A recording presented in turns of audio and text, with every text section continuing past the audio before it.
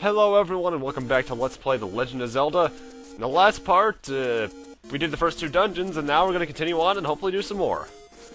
Now Dungeon 3 is actually quite close to the starting screen. In fact, a lot of the parts I'm going to be starting at the starting screen because, well, it's a bit faster that way. It allows for easier navigation.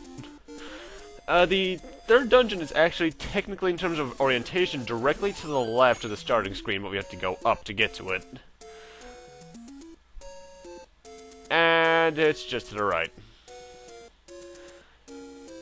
So, welcome to Dungeon 3, the Manji. I'll get into why it's called that later on.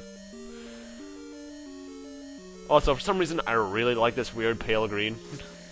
Got new enemies here, Zals. They're pretty much just bigger gels. Go down just as easily. So, no big threat there. Though this dungeon does bring one of the big threats into Zelda 1. Those who have played the game before probably know what I'm talking about. In fact, I think they're here right now. Yep, Dark Nuts. You might remember them from my Minish Cap Let's Play. They're the night guys. However, in this one, they're a lot more annoying. By the way, compass is right here. Because in Zelda 1, there's essentially no way to predict what they're going to do at all. In a Minish Cap, you could at least stun them with your bombs, but not in this one. Though, if there is a strategy for them, it's use your laser beam sword thing. How does it do that? Seriously. Because that makes literally no sense. Well, it makes no sense for the white wooden sword. It makes some amount of sense for the third sword, which we'll be getting, I want to say, next part.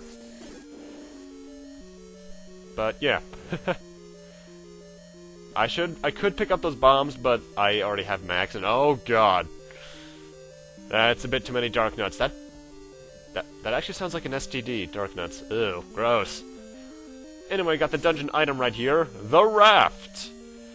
It's nowhere near as useful as you'd think. You can only use it... well, first off, it allows you to go over the water. Well, that sounds overpowered. You can only use it in certain spots. Like getting to Dungeon 4 or otherwise. Also, that room always slows down just to the pure amount of processing that's going on with the Darknut AI. Also, while your later Zelda games will tell you otherwise, we actually have a full row of hearts right now. While there is a second row, 8 is the maximum for Zelda 1. The 10 heart thing wasn't until, I want to say, A Link to the Past. Look at this. Choices!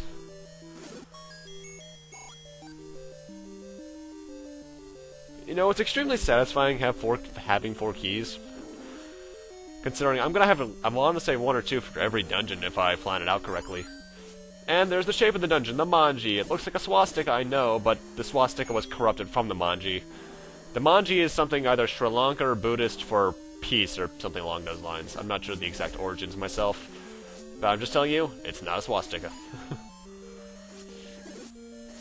Although I find it kind of weird that they give you the map right there, because as you can tell from the map where the Triforce piece is, we're right near the end. Mind you, if you're wandering aimlessly, you're gonna probably get lost, but not for me. And we got the final new enemy of the dungeon here, Bubbles. Sadly, you cannot use your boomerang on them to destroy them at all.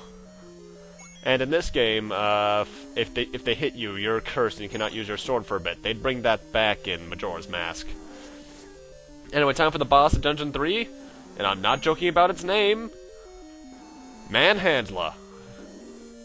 Yeah. If you can, its weakness is bombs. If you get it right in the middle, you can take out all 4 heads at once. Otherwise, you have to bomb all 4 heads off. But if you get it right in the middle, you can instant kill it, and it's satisfying as heck. And with that, Dungeon 3's done. So let's head on right over to Dungeon 4. While getting actually a heart piece, not heart piece. Still in Minish Cap mode, I see, Kyle. We can get a heart container along the way, rather. And satisfyingly kill the Octoroks when they're frozen in time.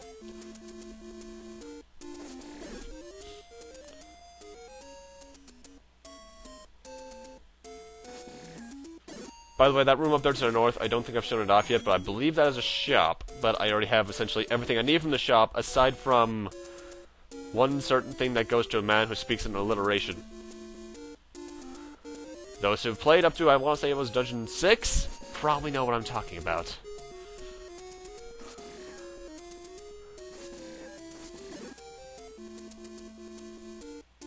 By the way, I really should mention, try to use your laser sword as much as possible, because it's much more effective to kill enemies from a distance, so you don't take those extra hits. Though if you have the blue mail on, or blue ring onwards, while it counts the percentage of the heart, if you get hit once like I just did there, you'll notice that I'm still having a full heart. That counts for still using the laser sword. It just counts the percentage in terms of damage. Which is something I'm quite thankful for, because if it counted it every time, that would be really, really annoying to have full health, but not be able to use my sword of laserness.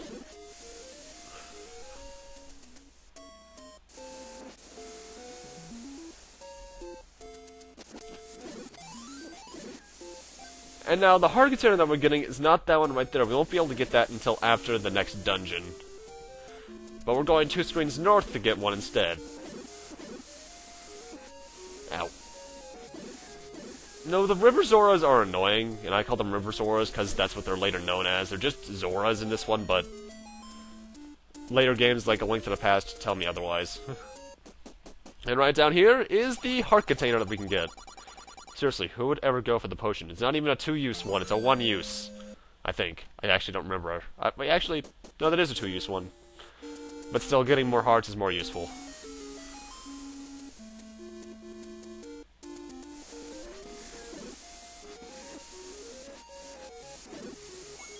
And now the next dungeon's in a bit of a weird position. It's kind of hard to explain, actually. I'm trying to remember where it is in the first place. Which one am I going to? Dungeon 4 either way,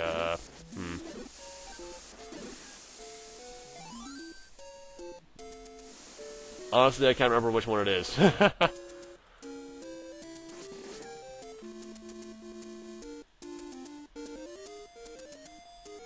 I guess we'll find out.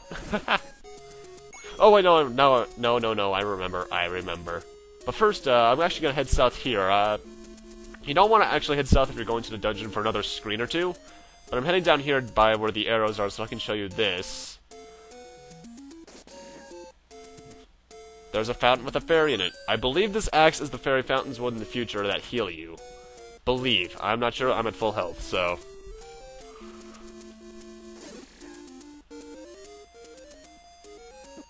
Ah, I hate levers so much in Zelda 1. They can just give you pot shots. Yeah.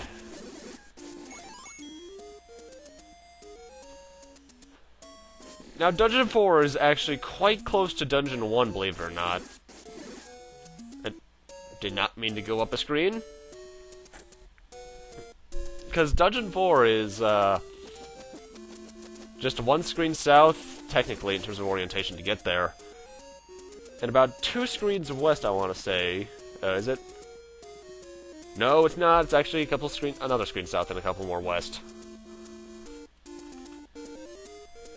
Because if you come over here, you can find a dock similar to the one that we got to get to the heart container, and ride it over to Dungeon 4. And it's, oh.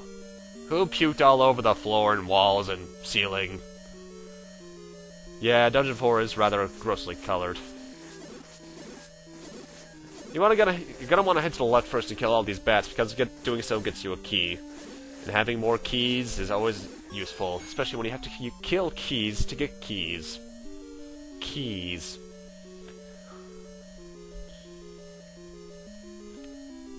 Got another new enemy here, Vyres. These guys would later become something else entirely in the series, but for right now they're pretty much blue devils that when you hit them with a good enough strong attack, split into 2 red bats that are essentially just the normal keys, but red. And here's the first instance of a dark room. Use your candle in one, and it lights up. There are some people that forget that the candle can do that, for some reason. So yeah. But honestly, it's rather easy if you know where you're going. Probably are people who have memorized the game to the point of knowing the block orientations in the dark rooms anyway.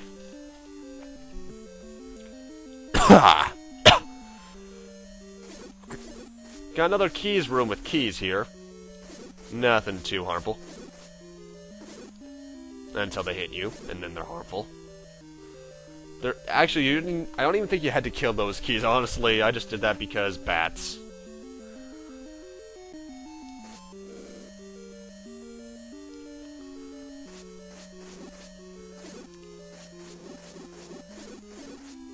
Screw it, run!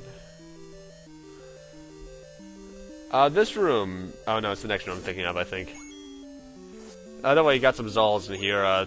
Even in the dark, they can easily be seen because their eyes stand out, so yeah. Is this the room? Yes, it is. When you use your candle, you're gonna notice that there's a one thing of water that you can't cross over. You are going to have to go over that later, but for right now, we just want to head east. Into a room with wires on small platforms. That's fun.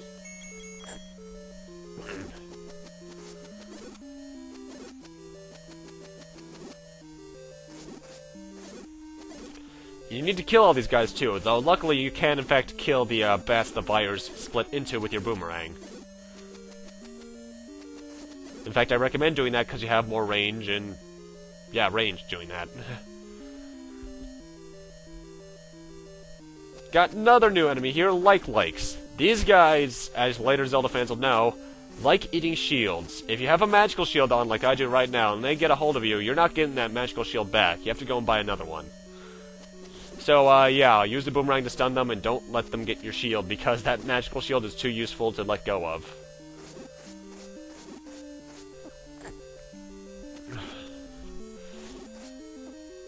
Also, what kind of name is Like? Is it from some sort of saying or something? I'm not too sure. Anyway, killing everything does nothing, honestly, although I think it allows you to finally push the block. And going in there gets us the dungeon item, the stepladder. Where how he carries this around, I'm not sure. Same with the raft. What this allows us to do is go over one block of something. Be it one block of water or otherwise, as I'll show off back in the room with the one thing of that river of water that we couldn't get over. Or this room right here, I believe. So now I can go straight through the middle.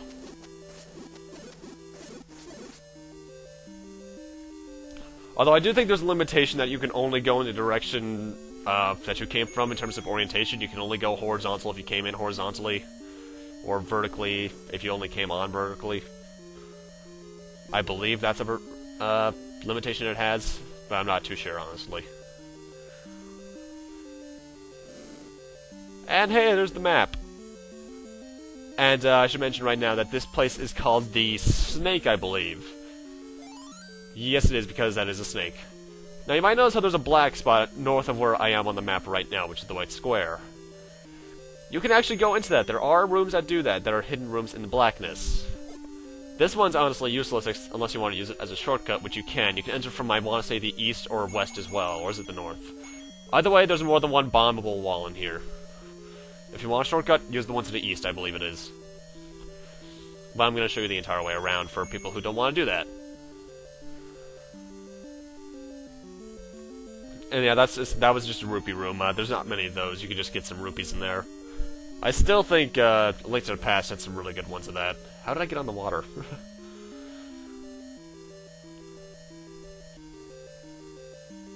Yeah, see, I'm trying to move vertically, but I can't. You can only go in the orientation you came from. And Manhandla version 2. Manhandla harder. And this one actually survives, so you get to see that every head you take off, it gets faster. Trying to bomb this thing sucks. And there's gonna be another one of those later on, so I need more bombs. In fact, I'm probably gonna grind for them off screen. And now we have a wise old man. Walk into the waterfall. I think that's to the south. We'll be doing that later on, I believe. Generally, his hints are really, really obscure, though.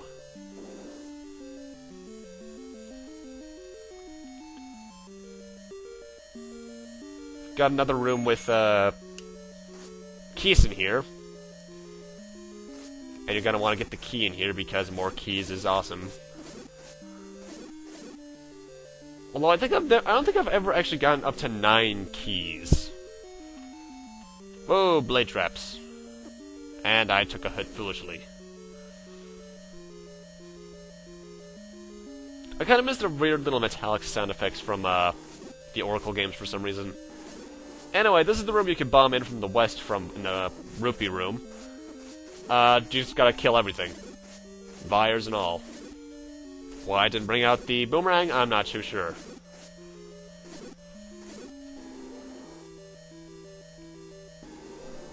And once you kill everything, push this block to the right. And welcome to the boss of the dungeon. I believe it is very similar to the fire dungeon in Minish Cap. Glee-Ak instead of Glee-Rock.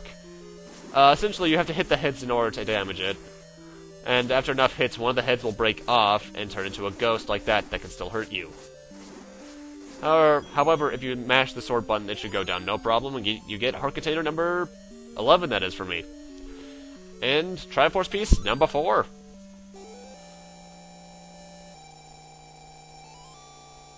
We're halfway done with them. Booyah! But with that, I'm gonna need to end this off here. Thank you guys for watching. Rate, comment, subscribe, all that kind of stuff. And next time on Let's Play The Legend of Zelda, I'm gonna have my bombs at max again from grinding for them, because that's useful. And I'm gonna meet you at the starting screen so we can continue onwards towards Dungeon 5 and get whatever we need to along the way. See you guys then.